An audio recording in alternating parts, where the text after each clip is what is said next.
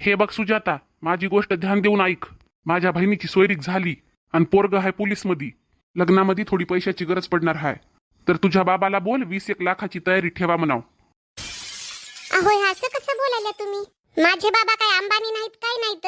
माझ्या लग्नामध्ये तुम्हाला माहित आहे ना किती खर्च झालाय ते. किती किती खर्च झालाय तुझ्या लग्नामध्ये?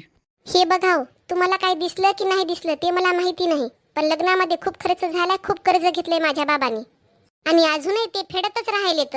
आता तुम्हीच सांगा, एवढे पैसे कसे देतील आणि कुठून देतील माझे बाबा?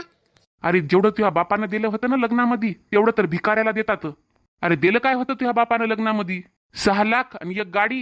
जेव्हा तुम्ही सांगितलं होतं तुमची काही डिमांड नाही, तरी पण माझ्या बाबानं 6 लाख 1 गाडी दिली होती. हीच तर चूक झाली आमच्याकडून. आम्ही काही डिमांड ठेवली नाही ती. आम्ही त्या सोयरी करणाऱ्या माणसावरच भरोसा ठेवला. लय सांगू लागला खूप देणार हाय, खूप देणार हाय म्हणून. आम्हाला वाटलं की मनोमन देसाल. आम्हाला कुठं माहित होतं तुम्ही भिकारी आहात ते. आता ते सगळं सोड, तुझ्या बापाला फोन कर आणि सांग एवढे एवढे पैसे लागायलेत म्हणून.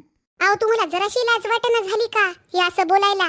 तुम्हाला माहित तरी आहे का, जर मी माझ्या माहेरा फोन केला ना तुम्ही असे पैसे मागायले म्हणून, तर तुमची किती बदनामी होईल. हे बघ, तू ना माझं डोकं खराब करू नको आता. बदनामी झाली तरी चालेल, तुला तुझ्या बापाकडून एवढे पैसे मागायचेच होतं.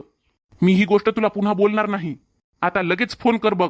हा तर तुम्ही पण ऐका मग, मी पण तुम्हाला दुसऱ्यांदा सांगणार नाही. मी माझ्या बाबाला पैशासाठी फोन करणार नाही. एक गोष्ट ऐक माझी, थोडा ना आवाज कमी करून बोलत जाय. अहो तुम्ही बघा ना, तुम्ही काय बोलायला मला आणि कसं? तू मला पुन्हा मोठ्यानं बोलली.